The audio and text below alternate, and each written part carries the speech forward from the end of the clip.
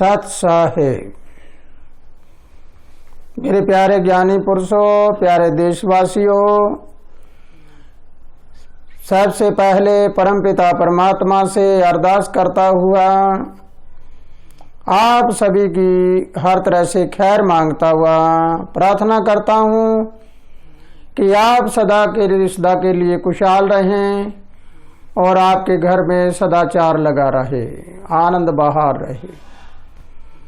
मेरे प्यारे देशवासियों, मैं आज आपसे आपके घर परिवार को सुधारने के लिए, आपके घर में आजीविका आने के लिए, आप सभी को अच्छा जीवन जीने के लिए एक रास्ता बताऊंगा। लेकिन रास्ता बताने से पहले आपसे थोड़ी सी भिक्षा मांगता हूं, अगर तुम दे सकते हो तो। और भिक्षा तो मेरी झोली आपके सामने है। आपके घरों में वाद विरोध, लड़ाई झगड़ा, तनाव, खींचातानी, एक दूसरे में अपमानित करना, एक दूसरे को गिराना, ये सब तो मेरी झोली में डाल दो।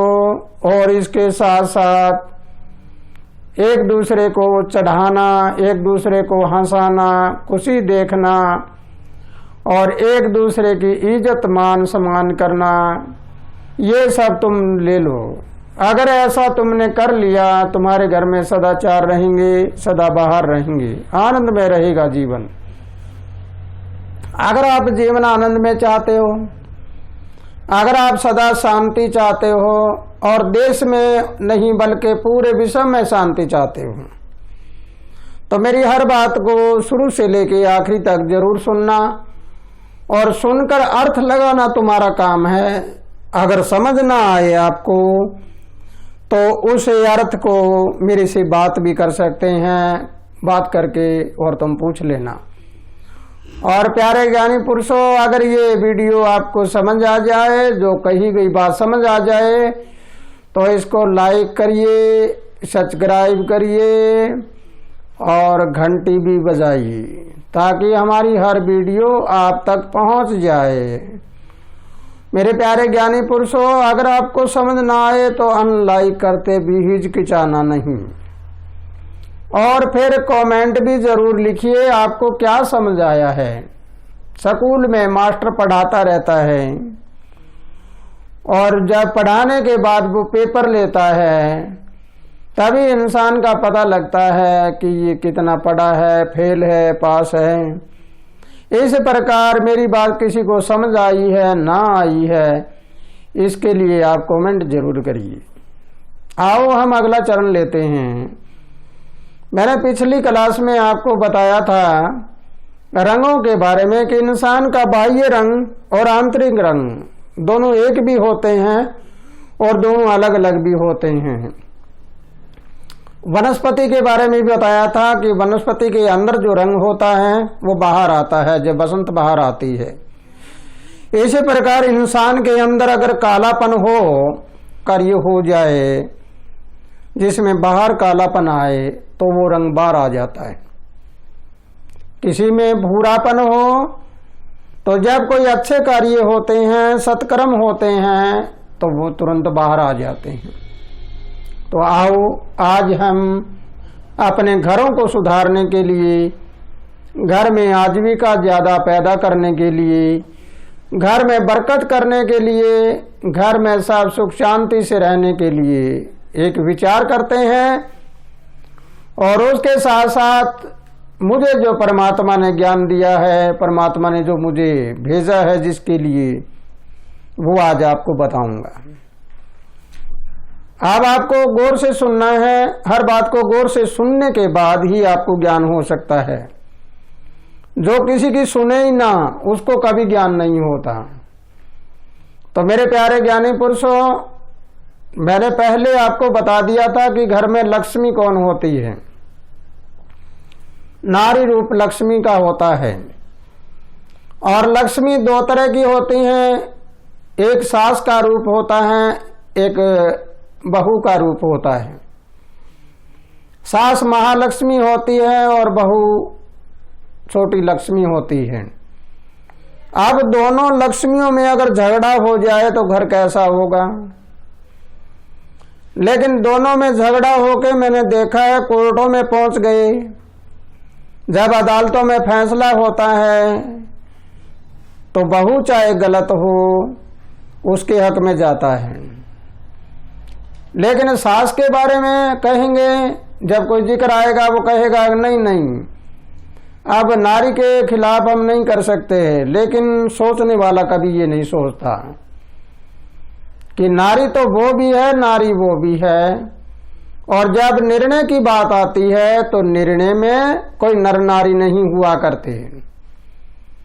जब किसी तरह का कोई न्याय होता है तो न्याय में नर और नारी नहीं होता, और न ही नारी और नारी के नाते रिश्ते होते।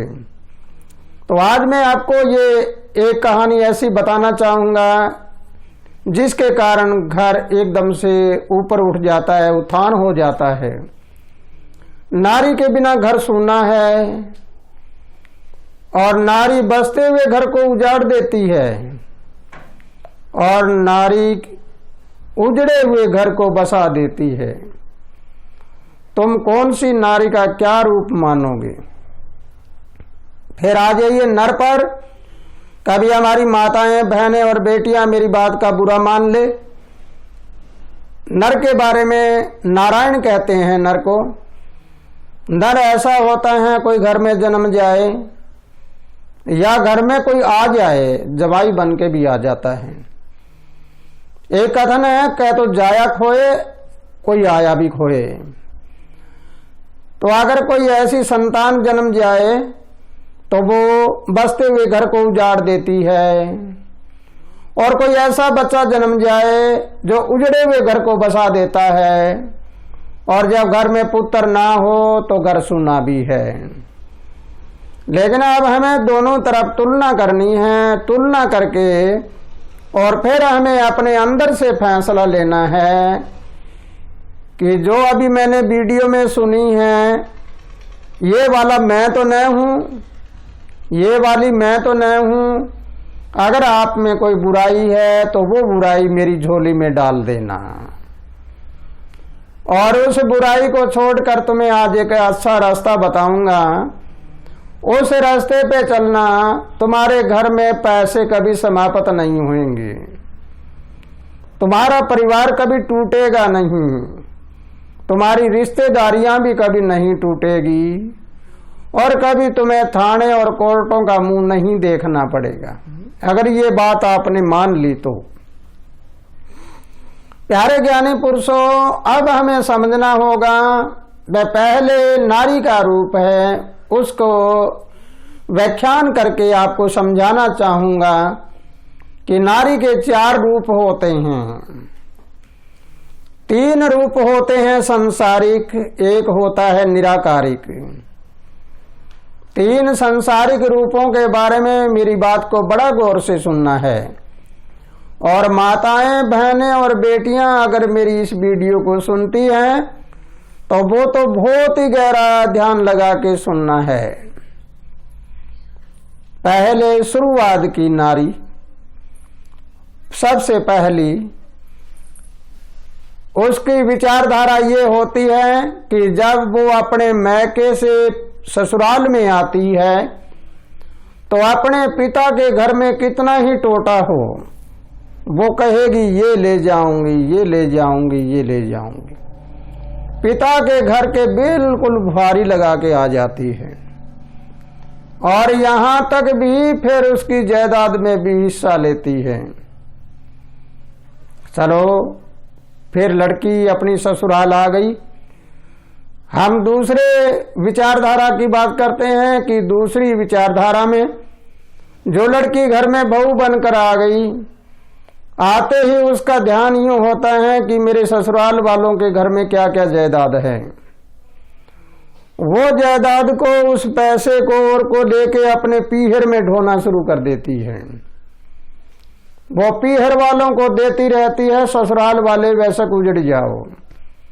एक ने अपने पिता के घर में झाड़ू लगा दिया और दूसरी ने अपने ससुराल के झाड़ू लगा दिया। मेरी प्यारी माताओं, बहनों और बेटियों, तीसरा चरण और सुनिए। तीसरे चरण की जो हमारी माताएं, बहन, बेटियां जो होती है, वो न तो ससुराल की और न पीहर की, वो अपनी गांठी मजबूत कर लेती है, अपने घर में छिपा के रखती है, पैसों को, हर चीज को छिपा के रखती है। लेकिन अब कहना तो नहीं चाहूंगा क्योंकि ज्ञान की बात है, लेकिन हमारे देश के राजा ने हमारी माता बहनों की छिपाई हुई जायदाद थी वो सारी निकलवा ली। मेरे पास भी एक बेटी आकर कहने लगी मेरे पास 5-10 हजार रुपए हैं, पुराने नोट, उनका क्या करूं। मैंने कहा बेटे क्या क्या करे, अब इनको जमा कर लीजिए, ऊपर से ये और कह रहे हैं किसी के पास नोट मिल गए तो उनके ऊपर FIR और दर्ज हो जाएगी। ऐसे प्रकार तीसरी बेटी वो होती है जो न तो पीहर की न ससुराल की, अपनी गांठी इकट्ठी करे रखती है, किसी को नहीं देती। मरता आदमी हो तो पैसे नहीं निकालेगी वो, लेकिन ऐसे कानून कोई आ गए तो उनसे निकलवा लिए गए। चलो ये बात आ गई 3 चरण की। अब मैं चौथा चरण बताता हूं आपको। चौथे चरण की जो नारी होती है, माता, बहन, बेटियां जो भी होती हैं, वो क्या करती है, वो ससुराल को भी देखती है, पीहर को भी देखती है और आने वाले मेहमानों को भी देखती है, घर बार को भी देखती है, सब तरह से संपन्न रहती है और मर्यादा पे रहती है, पति हुक्म में रहती है, सास ससुर के हुक्म में रहती है, हर तरह से वो एक पद्मिनी का रूप है, यानी उसको कहते हैं चतुर। चतुर जो हमारी माताएं, बहन, बेटियां होती हैं, वो अपने घर को भी संवारती है और दूसरों को भी संवारती है। जहां तक उसके हाथ पहुंचते हैं वहां सबको सुंदर बनाती चलती है, अच्छी विद्या पढ़ाती है। चलो अगर आपने मेरी बात को सुना है तो आप चतुर बन जाइए, पद्मिनी बन जाइए। पद्मिनी जैसे हमारे देश में माता सीता हुई, अहिल्या, राजा हरिश्चंद्र की रानी तारावती, राजा मोरध्वज की रानी और ऐसी बहुत सी महापुरुष सती हुई है, वो पद्मिनी का रूप था। उनका ध्यान संसारिक माया में नहीं, उनका ध्यान केवल मर्यादा पर था और मर्यादा के साथ नाते जुड़े हुए होते हैं। जब मर्यादा भंग हो जाती है तो नाता टूटते देर नहीं लगती, ये कच्चा धागा होता है। चलिए कभी माताएं, बहनें और बेटियां कभी मेरा बात का बुरा मान ले। अब मैं नर का जिक्र करता हूं। माताएं, बहनें हैं, नारी है, ये घर की लक्ष्मी होती है और नर होता है वो नारायण होता है। एक नारायण ऐसा होता है जो जब ससुराल गया तो ससुराल वालों को कहेगा मैं ये लूंगा, उनके चाहे कितनी दिक्कत हो वो उनको हर समय परेशान करता है और घर की लक्ष्मी को भी परेशान करता है। और दूसरा नारायण जी ये होता है कि जो कुछ कमा लिया वो बाहर लुटाता चलता है किसी दूसरों को, अपने घर की परवाह नहीं और दूसरों को लुटा दिया। और तीसरा नारायण जी वो होता है न तो वो किसी दूसरे को और न किसी अपने को, वो अपने फटे पुराने कपड़े रखता है लेकिन मूंजी इतना होता है अपने पास पैसे जमा रखता है। आदमी मरता हो तो जल्दी नहीं निकालेगा, किसी को कहेगा 5 रुपए तू दे, 100 रुपए तू दे, ऐसे मांग लेगा। आगे चौथे चरण का जो नर होता है, नारायण जी होता है, उन नारायण की बात सुनो। वो नारायण हकीकत में एक परम नारायण होता है जो सबकी मान प्रतिष्ठा रखता है, घर में लक्ष्मी की इज्जत करता है, महालक्ष्मी की इज्जत करता है और वो सारे संसार के बारे में भी ये सोचता है कि सबका भला हो। ऐसा महापुरुष कहीं पे हो, उस घर में नहीं बल्कि अड़ोस पड़ोस में भी नहीं, देश विदेश में जाकर भी उसकी ख्याति फैल जाती है। तो आओ हम दोनों का मिलान करके देखें कि घर का नारायण इतना अच्छा हो और घर की लक्ष्मी है वो इतनी अच्छी पदम नहीं हो। ऐसे घर में एक ऐसा जोड़ा हो तो जरा सोचो वो कहां जाकर पहुंचेंगे। वो एक दिन बहुत ऊंचाइयों में पहुंच सकते हैं, वो इस संसारिक झंझटों से बाहर निकल जाते हैं। 3 चरण के नारायण जो होते हैं वो संसारिक होते हैं और चौथा होता है निराकारिक। 3 चरण की नारी होती है वो संसारिक होती है, संसारिक बातों में उलझी रहती है, और चौथी निराकारिक होती है। लेकिन दोनों के एक भूल का पर्दा लगा हुआ है। क्या भूल का पर्दा है कि अगर तुम निराकारिक बन जाओ, पद्मनी बन जाओ, तो तुम जिस चीज की चिंता कर रही हो, जिस चीज के लिए हपड़ा दपड़ी कर रही हो, वो अपने आप आ जाएगा। यानी ये संसारिक माया तुम्हारे पीछे आ जाएगी। तुम अगर हकीकत में असली नारायण बन जाओ तो तुम्हें कोई चीज मांगने की जरूरत नहीं, लोग अपने आप ही इज्जत करने लग जाएंगी। अब जरा सुनो,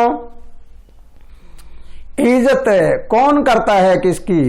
इज्जत खुद की इज्जत खुद करना जानेगा तो वो दूसरों की इज्जत करना भी जानता है। तुम दूसरों की इज्जत करना शुरू कर दो, तुम्हारी इज्जत अपने आप बन जाएगी। तुम दूसरों का अपमान करना शुरू कर दो, तुम्हारा अपमान अपने आप हो जाएगा। तो मेरे प्यारे देशवासियों, मेरे प्यारे ज्ञानी पुरुषों, आज की वीडियो अगर आपको समझ आई है तो मैं तो आज आशा करूंगा कि तुम सारे आज बदल जाओगे और असली नारायण बन जाओगे और असलियत में एक महालक्ष्मी बन जाओगे। यानी महालक्ष्मी का मतलब वो परम पुरुष, परम नारी जिसको पद्मिनी कहते हैं, और वो परम नारायण बन जाओगे। तो घर में अगर परम नारायण, परम लक्ष्मी हो गई तो फिर क्या होगा? घर की संतान, आने वाली पीढ़ियां भी धनवान रहेगी और गुणवान रहेगी।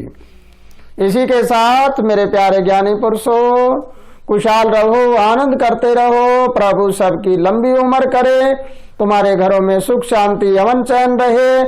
और अगर ये मेरी बात समझ आ गई तो इस वीडियो को शेयर करना बिल्कुल ना भूलिए, फैला दीजिए जहां पर ज्यादा से ज्यादा शेयर करके लोगों को समझाइए ताकि घर घर में शांति हो जाए। धरती शांत, आंगन शांत, वायु शांत, जल शांत, आकाश शांत, जहां देखूं वहां शांति शांत। इसी के साथ खुशहाल रहो, आनंद करते रहो। सत साहेब। साहेब गुरु तेरा ही आस।